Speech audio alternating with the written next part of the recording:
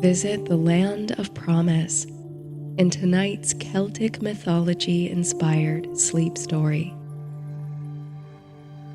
Sleep and Sorcery is a folklore and fantasy-inspired sleep series.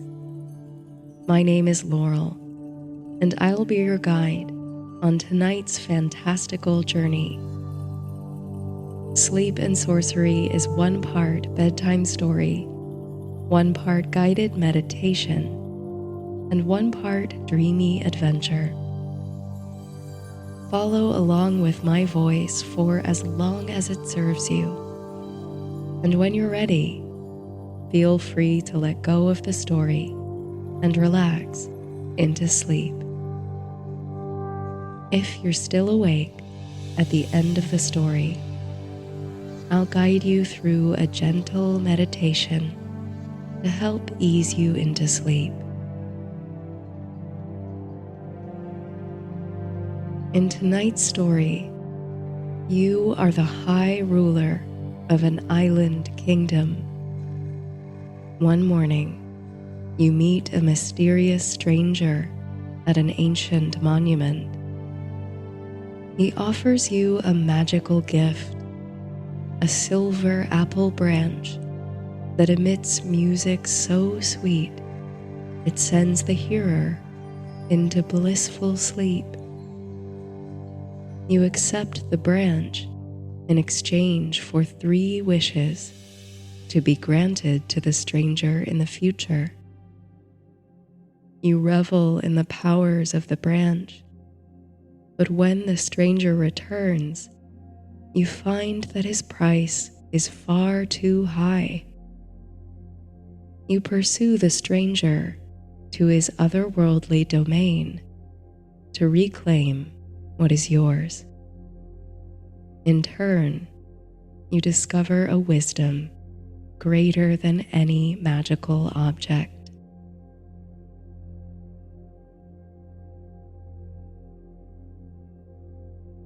Sleep.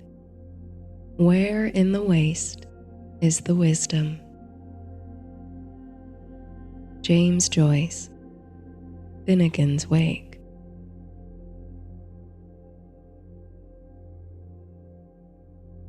Silver is the light of the silken morning. Flocculent clouds drift to obscure the secretive sun, and a twinkling mist hangs in the air. If you were not so keenly tuned to the shifting of the days and the changing of the seasons, you might struggle to know if it were morning or evening, summer or winter. But as it were, time is one of the many domains over which you hold sway. Under your leadership, the kingdom observes the rites of sowing and harvest, raises livestock, and honors the gods. You command armies, counties, duchies, and marches. You are the banner under which the lesser kingdoms unite, the calendar by which they set theirs. Such high station affords you great privileges. You live well and happily at court, dining on the best foods and enjoying the best entertainment. Your family wants for nothing. But this comes with immense responsibility. There are days when the weight of it all, the health and happiness of an entire kingdom, feels too heavy. On days like this, you find solace in the majesty of your surroundings. Escaping the pleasures and demands of court, you will often wander beyond the walls of your palace to seek solitude and contemplation. Today is one such day, and you savor the mild, if moody atmosphere as you stroll. Tonight, you anticipate a great banquet, and while the allure of festivity is exciting, you slept fitfully last night, and you feel the need to withdraw just for a few moments to reconnect with the landscape. The great hill upon which your palace sits is a site of ancient power and sacredness. For more generations than you can count, it has served as the seat of the high kings of this land. There is, at the apex of the hill, a great standing stone, brought here from the northern isles by the great heroes of a bygone age. The stone will roar with joy in the presence of the land's rightful ruler. It was in the shadow of this miraculous stone that you were crowned, and near to it you lay the first lengths of timber that would frame your palace. And the hill is home to many more mysteries and miracles, monuments of earthwork and stone.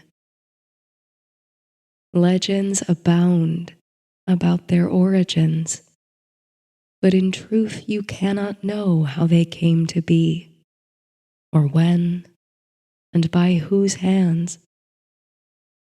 The presence of these enigmatic wonders is a reminder to you of the antiquity of this world and the brevity of life. These are the relics of lost ages, whose deeds and heroes are preserved only in the coded language of myth. All that remains of once mighty warriors, kings, and communities are the scars they dug into the landscape. You wonder, what will remain when even you are only a distant memory? One of the most beguiling monuments upon the hill is only a short walk from the palace gate. You find yourself drawn to it now in the sheer light of morning. Before you, a grassy mound rises from the flat earth around it, and two unadorned standing stones mark the entrance to a narrow passageway. Within the earthen dome rest the bones of 100 or more departed souls, kings, warriors, poets perhaps. This was undoubtedly a hallowed burial place, and it is, for all intents and purposes, the highest place in the world. If you stand atop the mound, you can see to the ends of the earth, to the oceans and far-off rivers. As you approach the passage tomb, breathing in the morning mists, you can almost feel the presence of the departed as gentle guides. You become aware of a shift in the quality of the light. The clouds must have parted or diffused to allow a sliver of golden sun through. A shaft of sunlight stretches from the heavens to the earth, appearing almost solid, like a branch on which you could hang your cloak. You marvel as the sparkling sun streams toward the standing stones that gird the entrance to the tomb, illuminating the passage. How perfectly the sun aligns with the narrow corridor, as if directed by a higher force. There's a hum in the air, a barely audible resonance that seems to warm your very soul. You feel yourself drawn forward toward the mound, your mind and body pulsing with the frequency of light and sound around you. The world feels thin, emergent.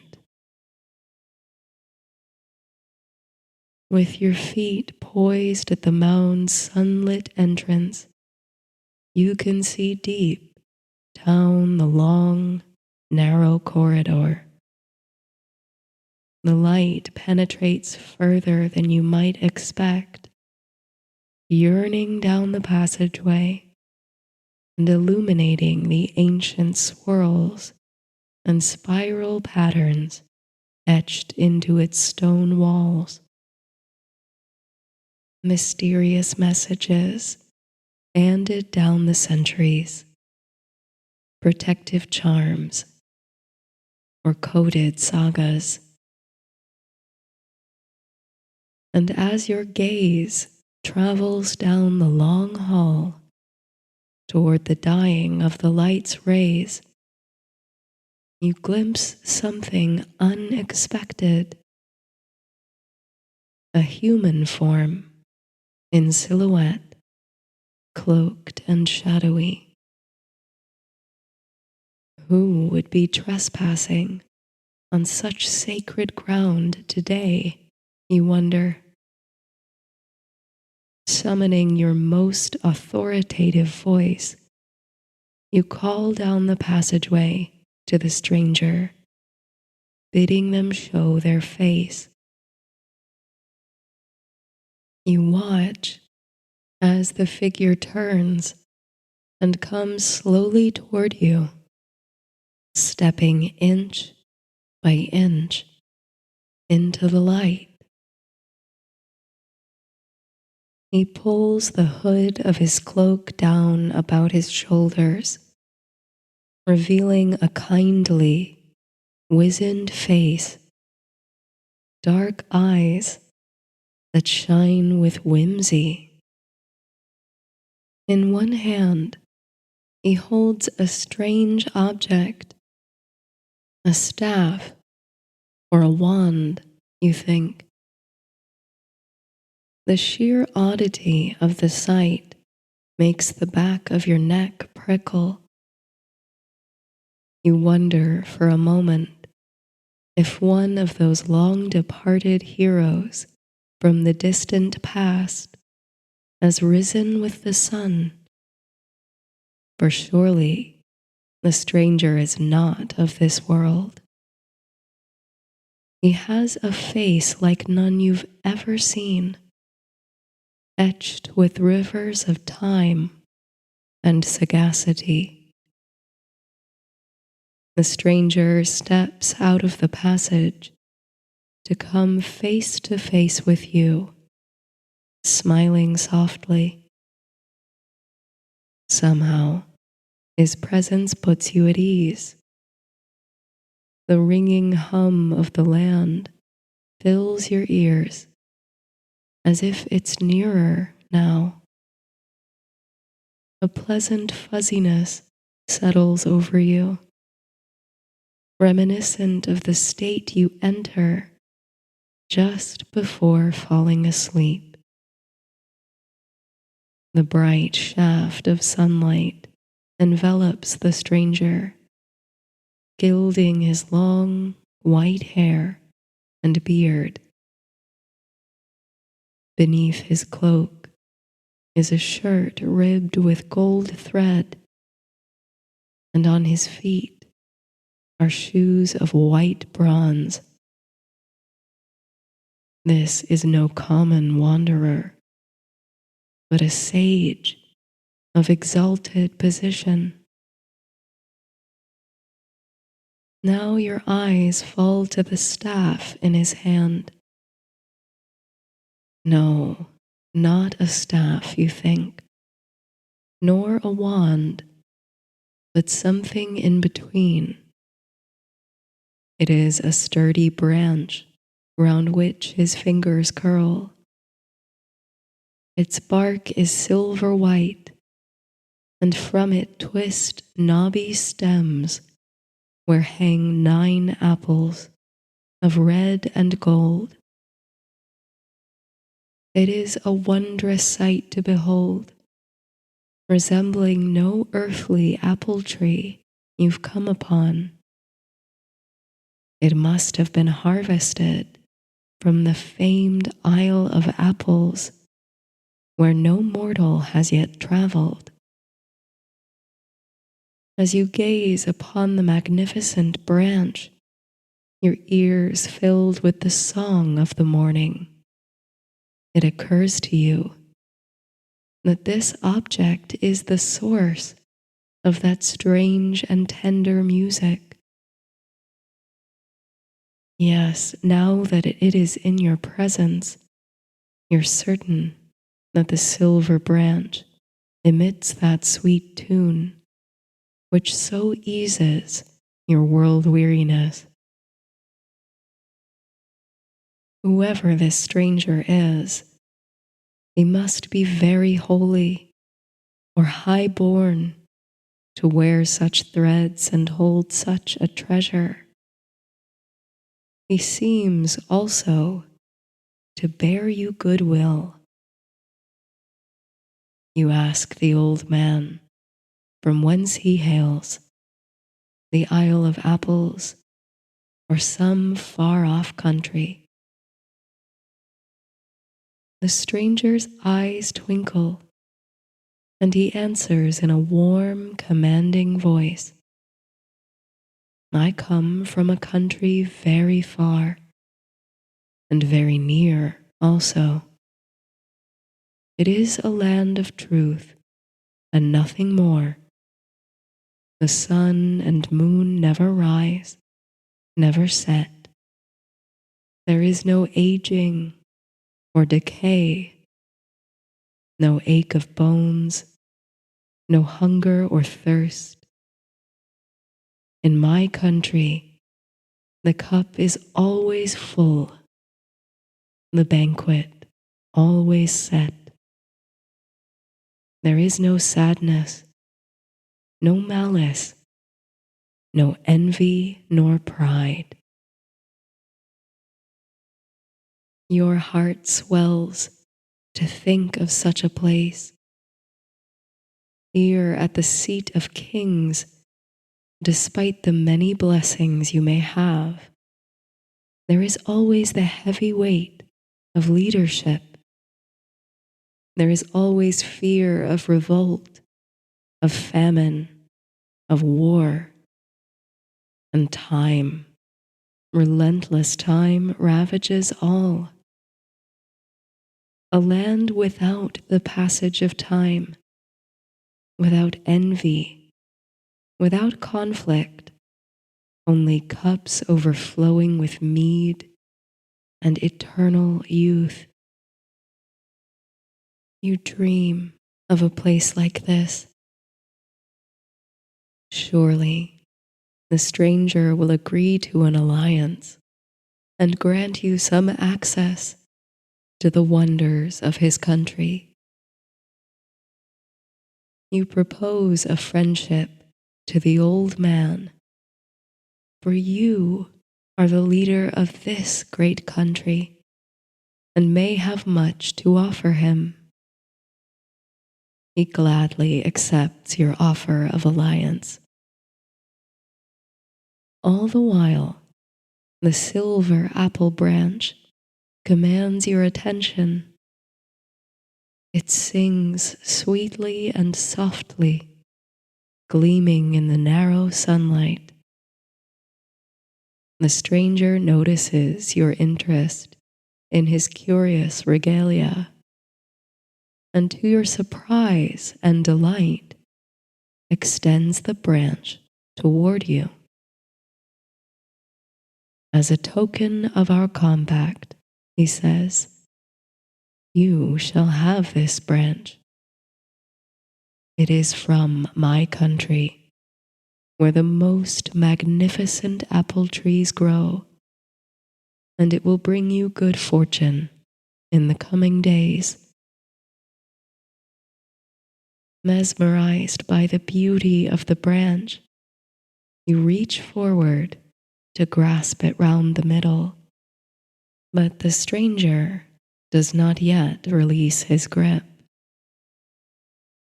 I shall ask, he continues, in exchange for the branch, that you grant me 3 requests.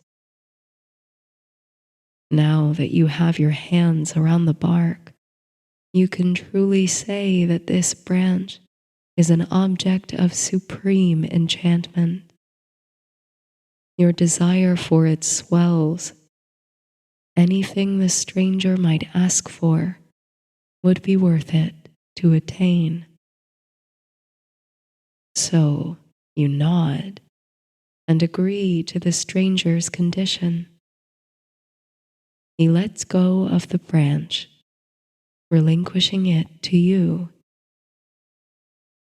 It is substantial in your hands, but not as heavy as it looks, even bearing the weight of the 9 lovely apples. Though unattached to a living tree, it has a quality of aliveness, even of breath. You feel it thrum in your body, softening your heart. As you gaze on your prize, enthralled with its beauty and enchantment, the light around you shifts again, the shaft of sunlight closing to the mists. The passage tomb falls once more into shadow. It is many moments before you discover that you are standing alone at the mouth of the burial mound, the stranger having evaporated as swiftly as the sunlight. But still, you clutch the silver branch, this warm and wondrous object from another world. Your energy renewed, you return to the palace to prepare for tonight's banquet. At evenfall, the great hall is alive with music and festivity. The platters are piled high with delicacies and fresh fruit, and every empty goblet is filled at once with the finest mead in the land. The heads of noble houses have come from all around to celebrate the turning of the season in your well-regarded court. At such gatherings, marriage pacts are often made, new alliances forged, and pledges renewed. Tonight, however, nothing can turn your guests' attention from the wonder you bear, the gleaming silver branch. Everyone in the hall senses its enchantment, just as you did in the misty morning. A soft hum emits from it always, ringing through the court with a pleasing frequency. Its beauty captivates all, and you boast of your encounter with its bringer, an emissary from a distant isle. Surely it's a powerful thing then, someone calls out. No apple tree like it grows on this isle. Courtiers urge you to pass it around, even to taste the apples. Perhaps they give uncanny strength or eternal youth. But you are loath to remove the glorious fruit of red and gold from the branch. So instead, you hold the branch above your head and call for your guests to quiet. Let us see, you boom, what magic this mysterious object commands. As a hush falls over the room, you give the silver branch a wave and flourish. As it swishes through the air, the delicate hum shifts and intensifies into a wistful melody, a music so hypnotic and alluring, like none you've ever heard upon the earth. A music that can only be called sublime. It rings through the banquet hall, reverberating off the walls and filling every ear with its unmatched sweetness. You feel a sense of utter serenity settle over you. Your shoulders drop and your face softens. As you look around at your companions and your family, you can see that they are experiencing a similar calm. Every face wears a dreamy smile, and every eyelid droops. Your body feels light, buoyant, and fuzzy, and any sense of heaviness or responsibility melts away from you. All bliss and comfort and contentment take over. The branch continues to hum its tranquil song, even as your grip loosens and you release it onto the table. With a heaving sigh, you sit back in your chair, letting your head fall to the side. All the guests of the sparkling banquet similarly slump over their plates as the song of the silver branch echoes on and on. Every soul in the great palace hall sleeps. For many weeks after the banquet, the great slumbering, as it comes to be called, is the chief topic of conversation at court.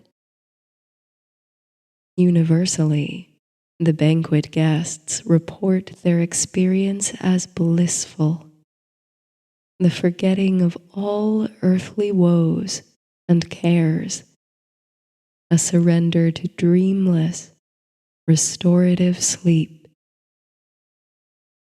Fascination with the silver branch increases to a frenzy, with pilgrims traveling from across the nation to witness its miraculous powers and be temporarily soothed of their troubles. And as the months wear on, The magical object never loses its grandeur. The shining apples never wither or rot. The branch continues to glow with enchantment, always intoning its divine hum. And within a few months, the silver branch is so widely known, and you so widely loved for your generosity with its gifts, that you refashion your coat of arms. A new banner is woven to display the silver bark and red and golden apples against a field of green. The branch becomes so synonymous with your reign that you put its former bearer out of mind, almost to the point of forgetting the misty morning on which you encountered the stranger, almost to the point of forgetting your promise to grant him 3 wishes. So when, a year to the day, from that morning on the hill, a cloaked wanderer enters the palace for an audience, you do not immediately recognize him. The wanderer kneels, lowers his hood to reveal his long white hair and beard, and you gasp. "I have come," says the man, "to make the first of my 3 requests, which you may not deny me by right of the branch in your hand." You welcome the visitor, thanking him for the blessings the branch has brought to your kingdom. Anything he asks will surely be more than fair repayment. The stranger speaks. "I will have your daughter, Oila." Your heart sinks. It cannot be so. Though the branch is a magnificent thing, it cannot be worth the sacrifice of your child. You protest. Surely there must be something else the stranger desires. Gold, a title, a castle even. But the man from the distant isle will not be satisfied with anything less. As he goes forth from the court with Oila in tow, your sorrow joins a chorus of weeping courtiers. Will you ever see the girl again, you wonder? Has the stranger taken her to the Isle of Apples, where you cannot follow? Overwhelmed with the collective grief, you raise the silver branch overhead and shake it, welcoming the waves of bliss and forgetfulness it brings. You succumb to sleep, and the welcome, if brief, respite from sorrow. In the year that follows, you hide the silver branch. Its use, though bringing sweet relief to so many, has caused great damage to your family. Perhaps you think, if you refrain from using its magic, the stranger will forget his 2nd and 3rd requests, considering your deal fulfilled. At the same time, you consult the druids and seer poets of the land, asking them to peer beyond the world, to search the winds for a way to the Isle of Apples, so you might be reunited with your daughter. The months pass, and the year yields mists rising and falling over the ancient earthwork monuments. You await the turning of the season, dreading the stranger's return. Without fail, he arrives a year to the day since his last visit, still cloaked and wearing shoes of white bronze. You demand to know the whereabouts of your daughter. But the stranger calmly asks for the granting of his second request. I will have your son, Carbra, he says, and he will hear no protest. The kingdom wails with sorrow as the stranger rides off to the Isle of Apples with your poor son in tow. They disappear into the mists before you can order your men to apprehend them. Plaintive cries echo throughout the kingdom, and your heart knows no comfort. Though you so recently swore against it, you retrieve the silver branch from its hiding place and wave it overhead. Your grief and the grief of your kingdom rests for a time in the soothing slumber of the silver branch. Another year passes. You consult with the druids and poets of the court, piecing together their verses and prophecies. There must be a way to the Isle of Apples, a way to retrieve your lost children. You feel you get closer to it every day, and still you await the third and final coming of the stranger and his third and final request. When he returns, a year to the day from his last visit to your court, you bear the silver branch as an act of defiance. Whatever he should demand this time, you will not surrender. You will follow him to the ends of the earth if you must. I have come, the stranger says, for the last of my 3 requests. I will have your queen, Ethna. You might have known this was what he would ask for. But having spent a year collecting the poetry and prophecy of your sages, divining the course to the other world, you steel yourself. Very well, you say. You shall have her, and be gone forever from this kingdom. And so the stranger in the white bronze shoes takes his final boon. But as he rides away, with Ethna on the back of his horse, you follow swiftly behind. You bear the silver branch in one hand, and a charm about your neck made by your chief druid.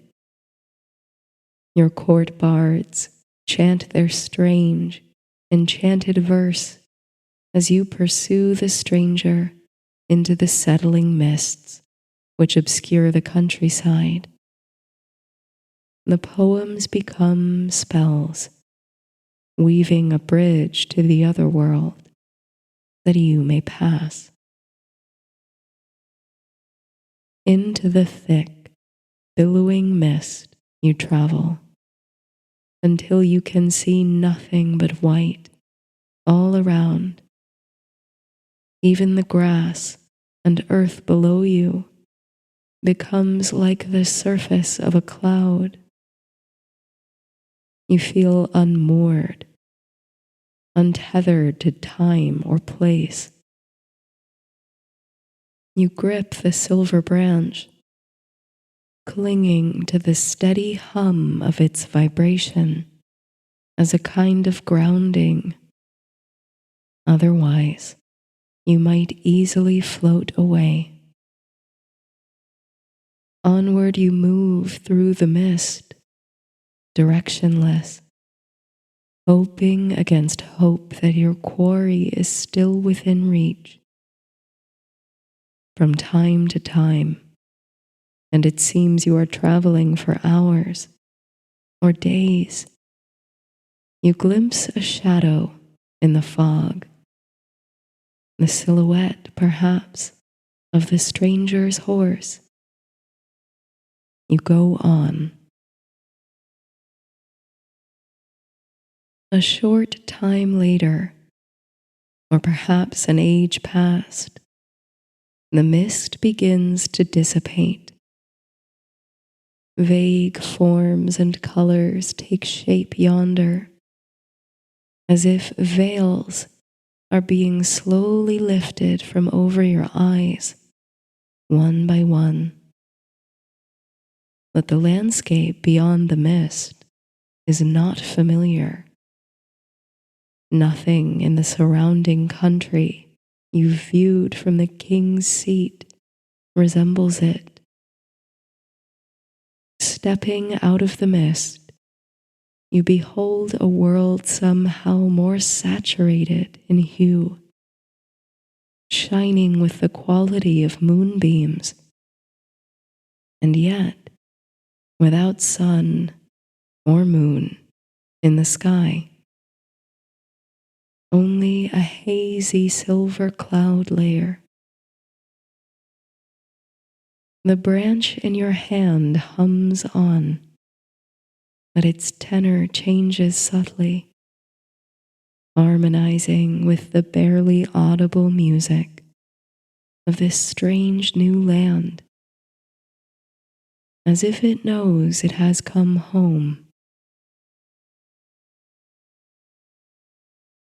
You stand upon a great plain with grasses emerald green and long enough to tickle your knees as they bend in the wind. It is wild country with none of the farmland or earthwork that marks your home. No road cuts through the landscape, though gnarled and ancient trees spring up in effortless patterns ahead. You find no hoofprints in the grass, no sign of the stranger or Ethna ahead. But you push on in the same direction, trusting to the charm round your neck and the silver branch to guide your steps. You listen carefully to the hum of the branch, tuning to its subtle alterations, trusting them as clues to suggest you are on the right path. A shallow river joins you from the south and curves in the direction of your travel. You keep to the bank, thankful for a landmark in this vast and curious land. Before long, you come upon a strange domicile, a house of white silver. Its roof is thatched with what first appears to be cloud fluff. So willowy and delicate it is. But as you draw nearer, You see that the thatch is made from the pure white feathers of birds. A quintet of carpenters are busy at work, patching holes in the roof, their arms full of fresh white feathers. But every time they complete a feather patch, there comes a sudden wind which blows all the feathers up in spirals again. The carpenters hang their heads and start anew. You watch with utter curiosity their bizarre task, almost forgetting your purpose in this land. The workers take no notice of you, and by the time you've witnessed 4 ferocious gusts of wind, you feel called to move on. Some ways down the river, you spot a man on the opposite bank and smoke rising from a little fire. You hurry forth to get a better look, but perhaps it is the sandaled stranger who has taken your family. Alas, it is only a hermit you find, with a meager fire on which to cook his dinner. You watch as the pitiful fire sputters out and the man sighs, standing to fetch more kindling. Then you stare in amazement as the man gets his arms round the girth of a great oak tree and pulls it up by its roots. He flings the tree on the fire, and at once the flames jump high and strong. But they consume the tree in mere moments, once again diminishing to an ember. The man sighs again, and he goes to fetch another tree. Considering this second strange phenomenon, you continue following the river. The silver branch hums, its notes vacillating as you go. On the horizon, a great hill fort rises. There you hope the object of your quest must be. The river bends once more to the south, bordering the hill fort on one side. You ready yourself for the climb, which appears steep and arduous. Surprisingly, though, you traverse the hill with very little effort. And come to think of it, you've been traveling through this landscape for many miles already, without becoming in the least winded.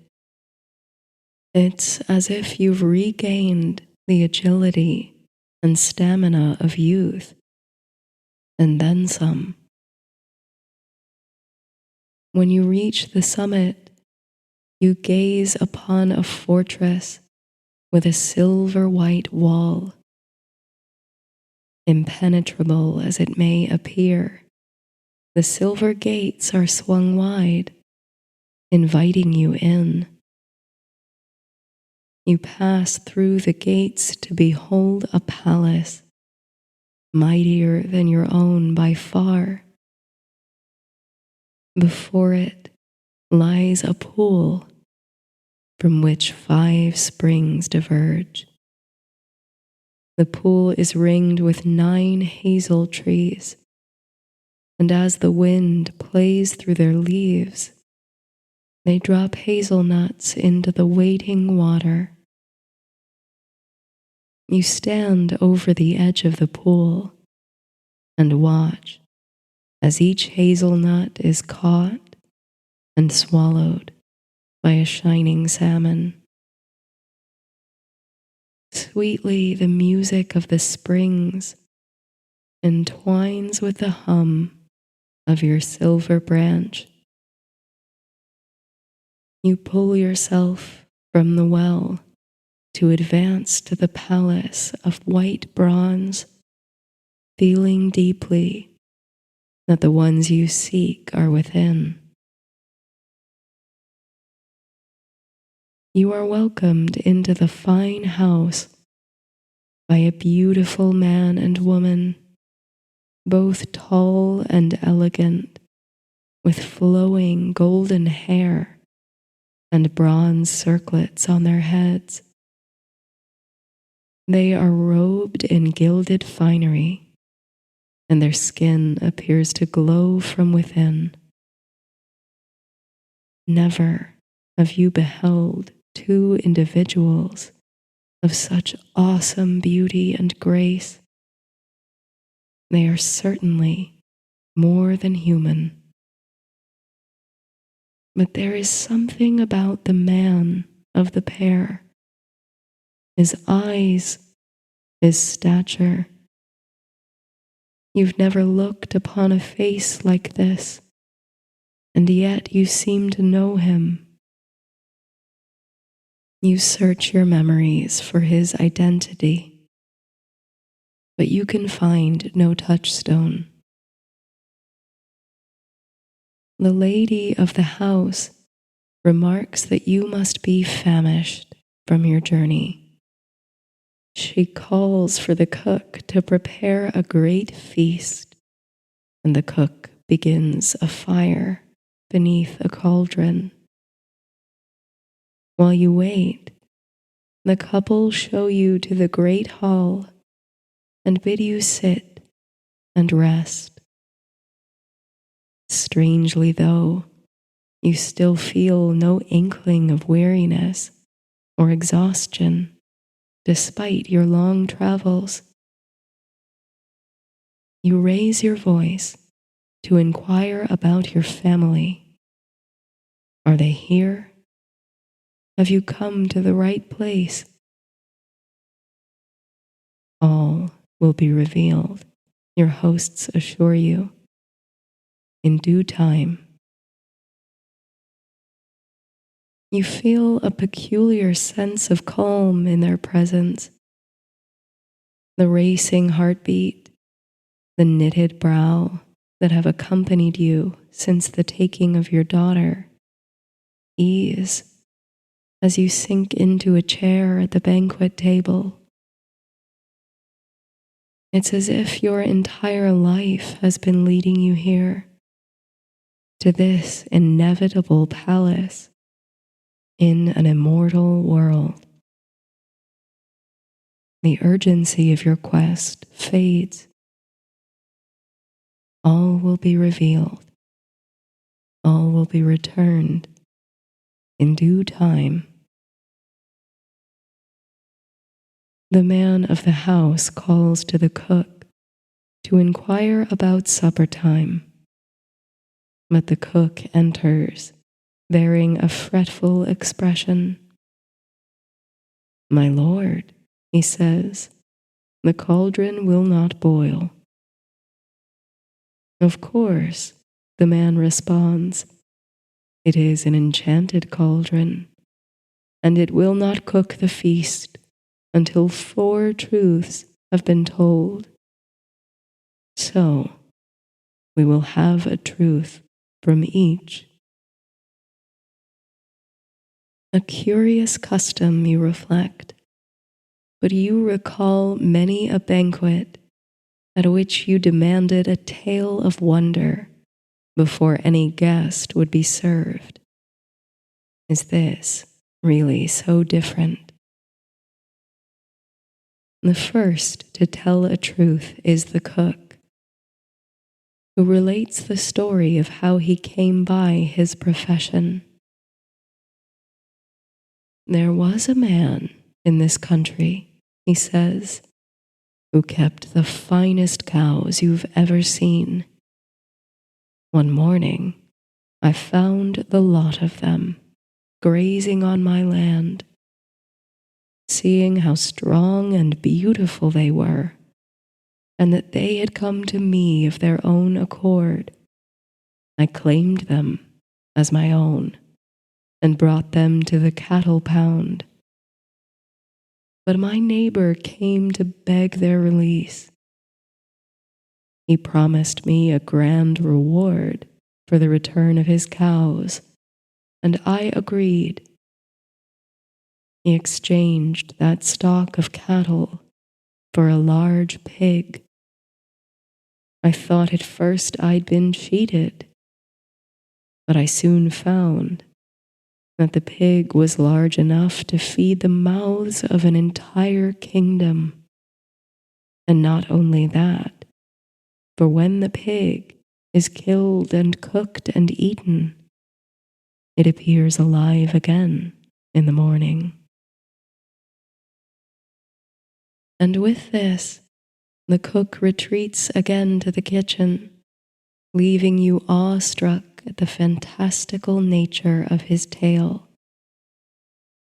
Always, you've heard folk stories of the other world, where age is unheard of, and there is food and drink aplenty. You know now, beyond a shadow of a doubt, that this is the land of promise, alluded to by the stranger of the silver branch. I shall tell another true story, says the comely man of the house. When we had newly come to this land from our earlier home, I sent my hardest workers to make the soil rich and suitable for planting. If we were to make a new residence here, we would need the earth to bear fruit to sustain us. But as soon as we found an appropriate plot of land and dreamt of sowing our crops there, we found the fields instantly plowed, harrowed, and sowed with wheat. When came the reaping season, before the workers went to the fields to harvest, we found the storehouse filled already with grain. From that day we have subsisted on that same harvest, and the stock of wheat remains as plentiful as ever. You marvel at the thought of a never-dwindling store of grain. What a boon that would be for a kingdom like yours, where every season carries the fear of failed crop and famine. And now I shall tell my tale, says the lady. I have 7 cows, the milk of which would satisfy the thirst of every man, woman, and child in the world. Each morning their udders are full again with milk, sweeter than honey and more bountiful than breath. And I have 7 sheep, whose wool is softer than the finest silk. Once shorn, the wool is spun for the clothing of all who reside here. And by the morning, their woolly coats are sprung up anew. Now the eyes of the beautiful lord and lady fall to you. What truth shall you tell to boil the cauldron?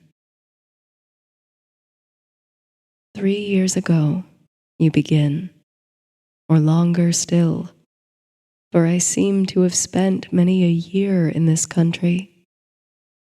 A stranger came to the seat of my kingdom, bearing this.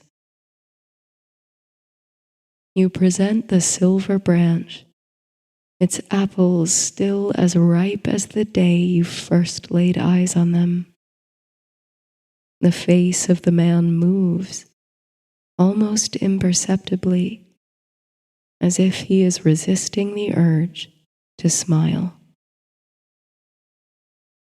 You tell your story from the appearance of the strange man in the mists and your rash promise to obtain the branch.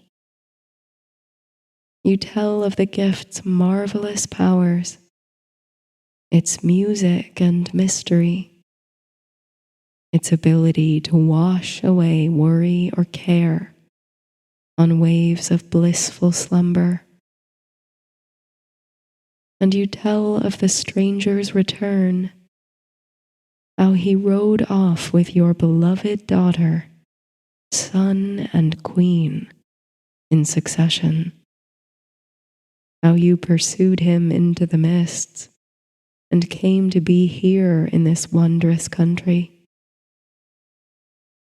You recount the unusual sights you witnessed along the way. The men thatching a roof with feathers, only to watch their efforts blow away in the wind. The hermit pulling whole trees up by the roots to feed his fire, only to see it swiftly extinguished. And the serene pool outside the palace, ringed with purple hazel trees that drop their fruit therein. The story brings you here, to the banquet table in the bronze palace. Every aspect of the tale is impossible to believe, but every detail is entirely true. I must confess, my friend, says the Lord kindly, that many of the events of your story are already known to me. The branch you bear was once mine. You look into the eyes of your gracious host, stunned that you had not realized it before. Here in glittering finery, his face youthful and beautiful, his stature no longer stooped but tall and stately, is the very stranger who first appeared to you at sunrise all those years ago. What you look upon now must be his true form, and the face of the aged wanderer only a disguise. If this is so, you say, then you are no mortal, and this is truly the land of promise, the Isle of Apples. I, your host, declaims, I am Mananan, the son of Lear, and I am king of this country, which is called Tir na Nog. This is my wife, the Lady Fond. You scramble out of your chair to bend the knee, for you are in the presence not of kings and queens of equal stature to yours, but of gods. Mananan, son of Lear, lord of the seas and tides, and Fond, the fairy goddess of the waterways. But your hosts only laugh and bid you return to your seat. Such honors are unnecessary here. But then, you say, a spark lighting in your belly, my family, they are here, are they not? And at your words, the doors at the top of the chamber swing open, and in come Oila, Garbra, and Ethna, each bedecked in otherworldly finery, and radiating as beautifully as the king and queen. You embrace each other with tears in your eyes, and soon the cook and a coterie of servants enter, bearing platters of meat and bread and fruit for the table. To you, Mananan presents an ornate goblet, which a server fills with mead. You are struck by the intricacy of swirls and spiral patterns upon the cup, which are reminiscent of those mysterious symbols carved into the walls of the passage tomb. You remark that this is a finely crafted cup indeed. There is more than beauty and craftsmanship about it, says your host. This is a cup of truth. If 3 false words are spoken before it, the goblet will shatter into 3 pieces. If, then, 3 true words are spoken, it will mend itself. I offer this to take back with you, along with your family and the silver branch, for you may find it useful as a judge of truth and deception at court. As you sup in the presence of the king and queen of Tir na Nog, your hosts share more with you about the strange unfolding of events over these few years. The men you witnessed thatching the house with white feathers are the souls of those who collect material wealth, cattle, and riches, who, on leaving their earthly lives behind, find all those possessions amount to nothing in the realm of the eternal. And the hermit, who fed his fire with full and mighty oaks, he was the soul of a young lord who spent beyond his means. Everyone else is served while he readies the feast, all profiting by his efforts, and nothing left for him. Lastly, the pool you came to as you approached the bronze palace. This is the well of knowledge. Whoever drinks from it gains precious wisdom, and knowledge flows too through the 5 streams it feeds. This is where all knowledge comes from, in this world and in every other.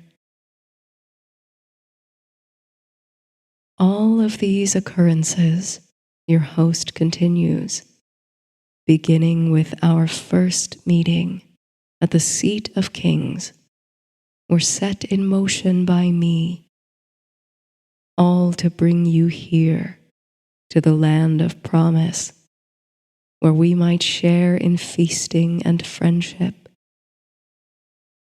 And though I will allow you to take your leave of Tir na Nog when it suits you, taking along your family and the treasures you hold, remember that all shall return to my court in the end.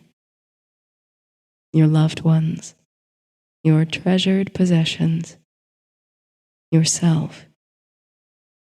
We await you here in the land of youth, abundance, and joy. But why, you wonder aloud, have the gods chosen you, woven such intricate plans around you?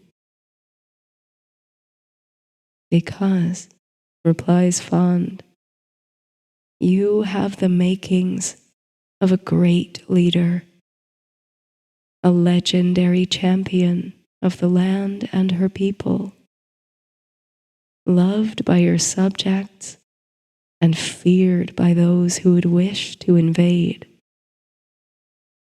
But you are held back from greatness.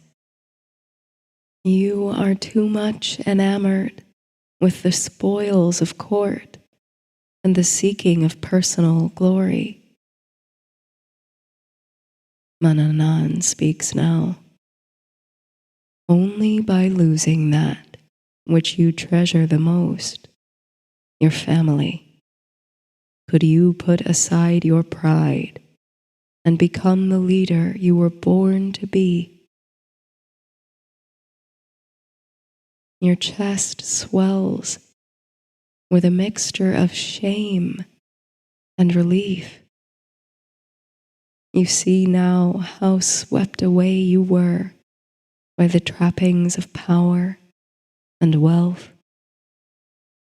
How you came to see yourself as entitled to treasures like the silver branch or the loyalty of your vassals. How you held those things in such high esteem as to discount that which you hold most precious, the love you have for your queen, your children. It is much like the love you have for your kingdom. It calls you to service, responsibility. The head of a family, the head of a state, does not rule, but serves. This is the great work you are destined for, not to amass wealth and power, but to care deeply for all those in your charge, to sacrifice your pride in their honor.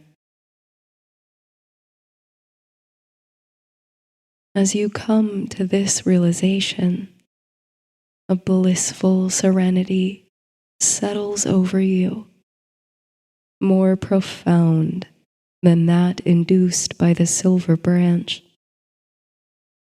The grief, worry, and fear of the last few years does not vanish or recede, but transforms. It crystallizes within you into something strong, resilient. You know what it is to lose that which you love, and you know what it takes to recover what's lost. You know how devotion feels now, and it is sweeter, more humbling, more meaningful than any magical euphoria. You look into the eyes of your loved ones round the table, they who have not aged a day in this palace outside time, and you are overcome with tenderness for them. All else is a billow of white feathers in the wind. Full and sleepy from the feast, your divine hosts escort you to lavishly furnished quarters where you may rest as long as you wish before returning home. The bed is so soft, the light so gentle, and your mind so at ease that you do not need to shake the silver branch to bring yourself to the edge of sleep. It slips over you like a wave, swiftly and peacefully. You fall into an ocean of dreams. Far away, Manannan, son of Lear, drives a shining chariot over the sea. When you wake, mist meets your eyes, still full of sleep and slow to open. You stir softly against the silken sheets of your bed before realizing that you lie not upon silk, but upon soft and swaying grass. The sun strains through heavy fog to cast an opalescent glow on your surroundings. You turn your head to see the entrance to the passage tomb, where you first met the sea god and accepted his bargain. Your son, daughter, and queen are stirring too. They lie a short distance from you in the grass. They still wear the robes of that otherworldly sheep's wool. In each hand, you hold an object. In your left, you grasp the ornate goblet. In your right, the silver branch. You look to the west, to the farthest ends of the earth you can see. Is it only an illusion of the rolling mists which billow and scud like ocean waves? Or do you catch a gleam of white bronze on the horizon? The hum of the silver branch rings over the valley, tuned with the vibration of the golden sun. Your heart swells with love for this land of enchantment,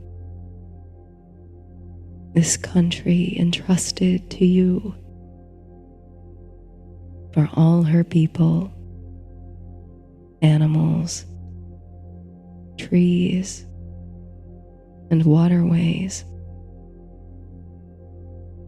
In the light of the misty morning, you dedicate yourself to them anew.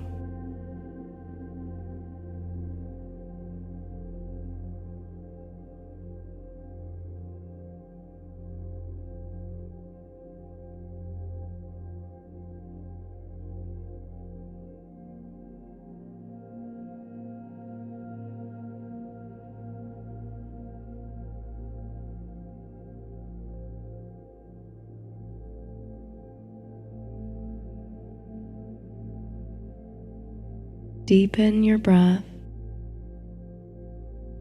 in and out, filling up your belly on the inhale and relaxing the whole body on your exhale. Let your body feel heavy and warm against the surface you're resting on. Release the muscles of the face, anything you're clenching. Just let go and soften into your space, melting even.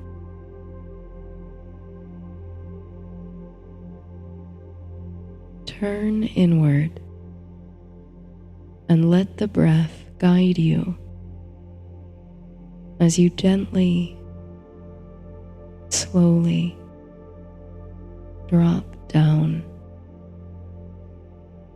like a hazelnut dropped from one of 9 hazel trees surrounding the well of knowledge. Let yourself sink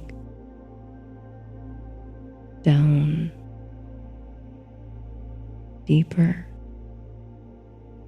into the other world of sleep and dreams. Let your breath flow like mists over shining green country. Soften, feathers settling on the wind, floating gingerly down to earth. Drop inward. Soften the body. Soften the face. Ease the mind. As thoughts come, let them be carried away on the wind or the mist. Spiral down. Spiral inward. Breathe in. Sink down.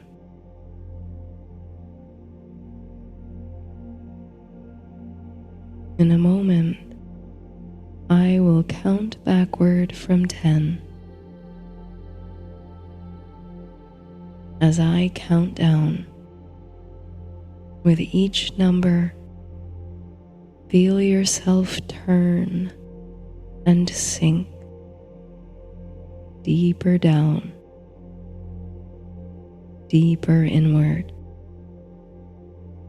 dropping level by level toward the threshold of consciousness,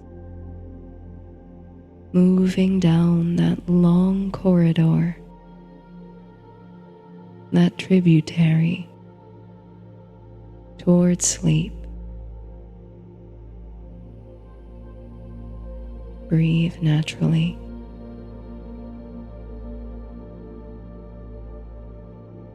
Ten.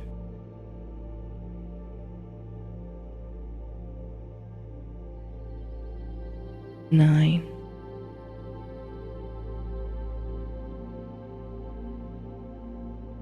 8.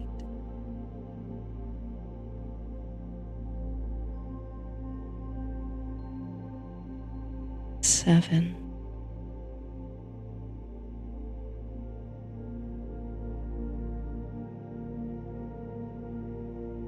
6.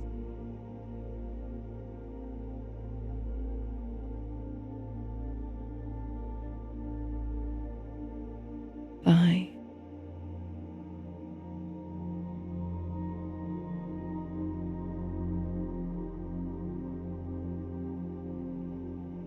4.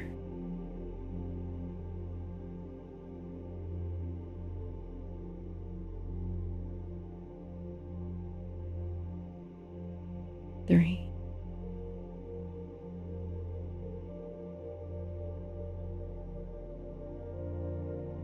2.